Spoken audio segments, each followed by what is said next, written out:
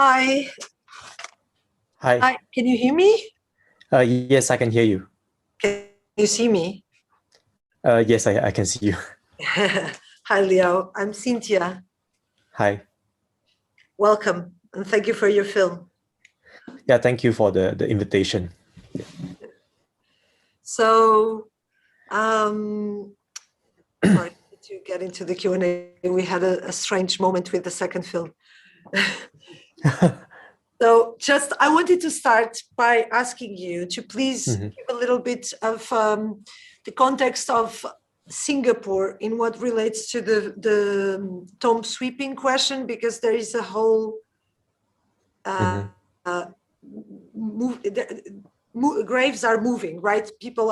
The state is moving the graves. Yes. And so that Yes. is an important thing for your film, right? It Yes. comes Yes. also from that. Yes. Could you explain a little bit how that's Maybe I just maybe firstly, I think the tradition of I think visiting sweeping? of ancestral worship is practiced once a year during the this festival, this Qingming festival that we have once a year.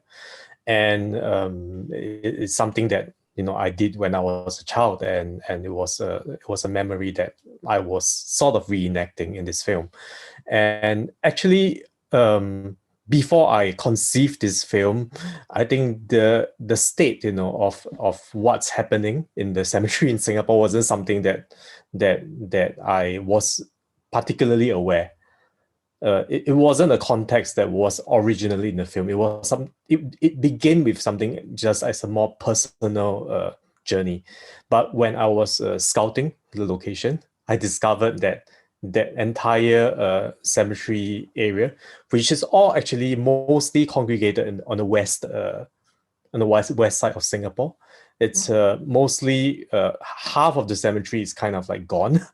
So and they look like construction sites. They were boarded up, and obviously I couldn't find any of my ancestors. But I kind of knew that it was happening, because before I went, my mom told me that my grandmother's grave was actually being removed about a year before I started this film, and it was also she also documented the entire thing on video. So I was aware but I didn't see the scale of it until I reached there. And when I saw the place, I think it really struck me, because it was such a desolate landscape. There were I mean, I think what you see in the film, the images, it was exactly what I saw. There were like these barren hills, and there were like gravestones that were half removed but kind of still there. I think there were some that were unclaimed, because typically the government will wait until they will inform the relatives of the deceased before they proceed with the removal.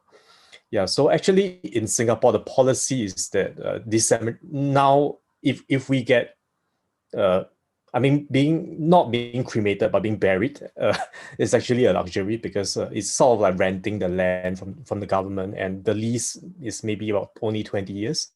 So it's expected that you will get removed in 20 years' time to be cremated. Yeah. Let me just give some details about asking questions Okay. here, and I'll come back to you, okay? So if you need or want to ask any question, you can use slido.com with that code, or you can just tell me, and if I hear your question, I can repeat it to the microphone, okay? Which is maybe easier. So how did you start relating how did you start the film? Did you start by the poem, or by the interest in filming this festival? I mean, this ritual, or was it something, because this poem, Return Journey, it was a book written when the poet was facing his own death, right? Yes. Yes. So how was that? You how did you start the film? Was it before you read the book or after you read the book, basically? It was it was after I read the book. Actually, I have been working with this writer for a few different projects that didn't came into fruition. One of which was a documentary about him, but but he actually recently passed. He passed away. It's kind of like almost after I made this film. So in this film was also in some way this film was also a tribute kind of like to him. Um, the really beginnings of this film was because I've been living in Japan for the last 3 years, and I actually visited kind of like kind of graves, you know, of some of my friends in Japan here, as in their relatives' graves. And I think when I was visiting, I sort of like I I I had this feeling, you know, like I'm actually visiting the tombstones of these people that whom I didn't know. But yet, you know, whenever I go back to Singapore, I never did visit the graves of my ancestors or my great grandmother, whom I kind of vaguely remembered when I was a toddler.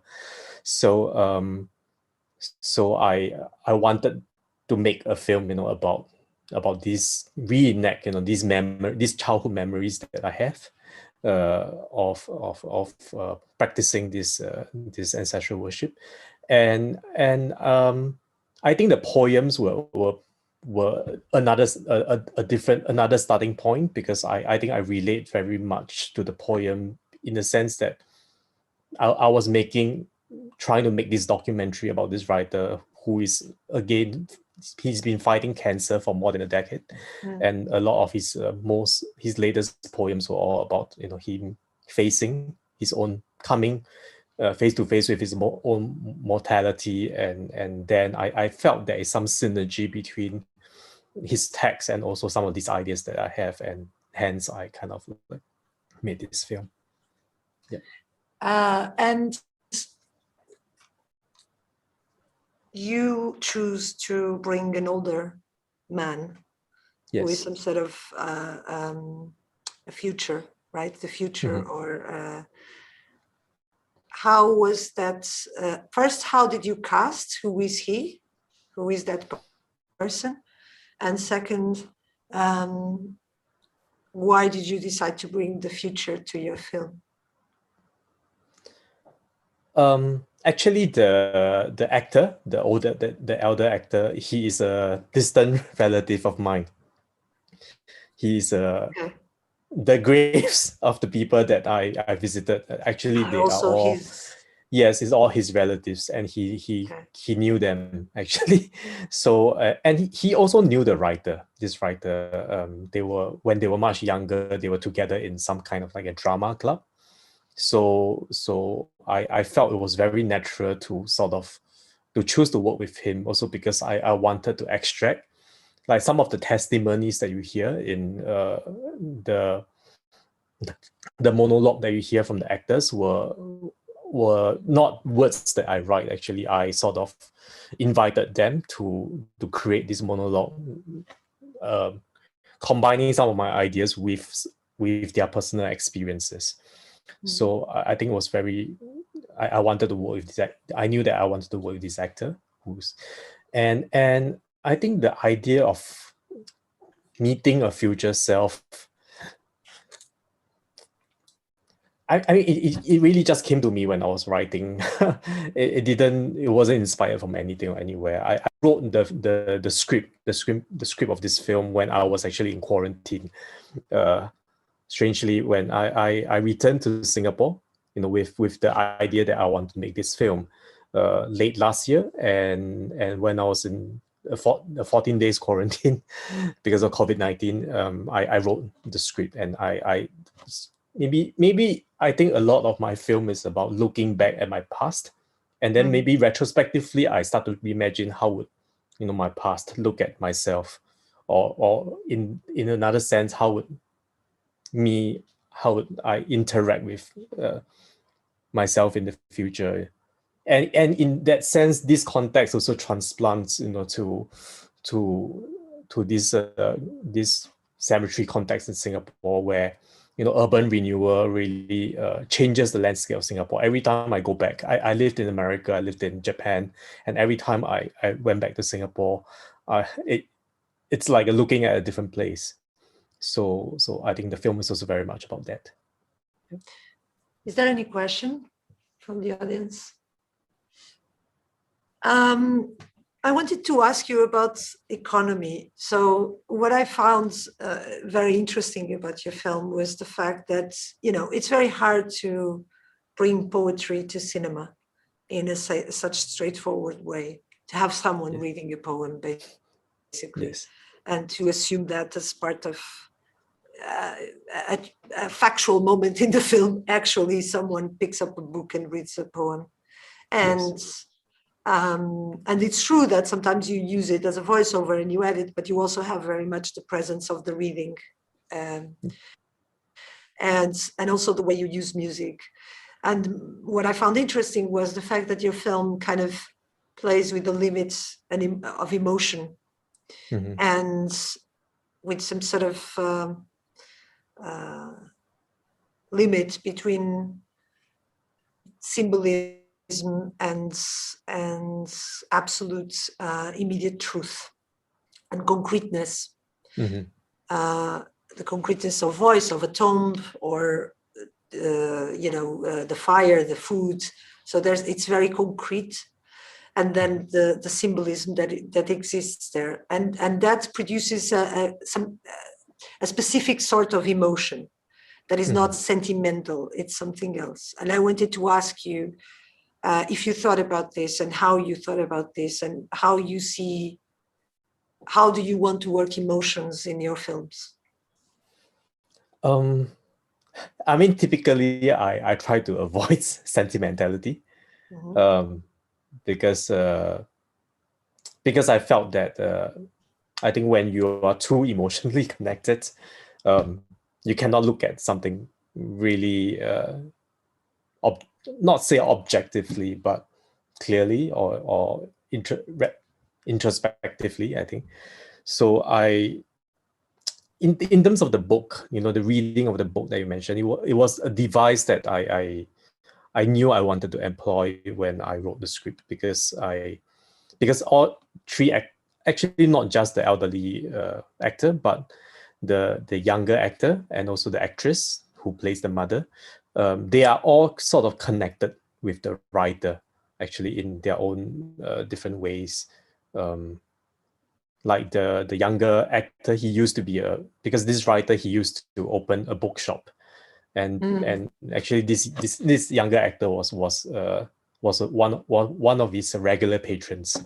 So they all knew him, and I think it's important that they are able to connect with the text on their own level, and I was also very curious to see how do they read it, how do they articulate, which is why I sort of just very directly placed the book as a prop, or as an object into the film. I didn't want to hide it, and also maybe because it was also my personal tribute to the writer. Yeah, I wanted his book to be in the in the film. So it was almost a kind of like a documented live performance in some ways. I give them the book. I didn't give a context as to why is it on the table, why is it in the dashboard of the car. I just wanted them to read it and perform it. Yeah. And that poet is quite important in Singapore, right? So it's these poems. If we were watching this film in Singapore, these poems would be quite known among people, or not? What is the significance in popular culture in Singapore of these poems, these specific texts? He is an important writer of Chinese literature in Singapore, but he is, I think, amongst I think he is still kind of relatively unknown in a popular context. Only within the maybe the literary community, people he's extremely well known. I think the unfortunate fact is that his books don't get sold very well in Singapore. Like he published because he owns a bookshop, so he actually self-published his own books for decades since the 80s. But at some point of time, he realized that people abroad were reading his books much more than Singaporeans. Like he has a publisher in Taiwan. For a period of time, most of his long form novels were published by this Taiwanese publisher. So it was almost always that he gains recognition abroad before Singaporeans started to take notice of his works. Unfortunately, yeah. But his passing earlier this year was a really big event. Sort of like ministers came to his funeral, and there were news reports for days, about him. People giving tribute. I think he is very understated, but he is a very important, I think, literary figure in Singapore. Yeah. And did he see your film before passing away, or some images? Did you have a conversation about the film? It was a very one-way conversation, because when I went to visit him to get his blessings for this project, he was already very ill. Okay. He wasn't able to really talk or even speak, but he could listen, as in he has a lot of clarity in his mind. So he tried really hard to sort of listen to what I have to say, but he didn't really respond or reply to me in any way. And he was also really tired, like because of all the medicine he's taking. So we didn't spend a long time talking about this work. And really, actually, I really wanted him to see the film. And when I was editing the film, I thought, should I show it to him now? Because I knew that he is very ill. He might go anytime. But I kind of just waited because I wanted maybe the film to be in a more finished state, to have the sound design in and to have the music in ready before he sees it. But in the end, he never gotten to see it.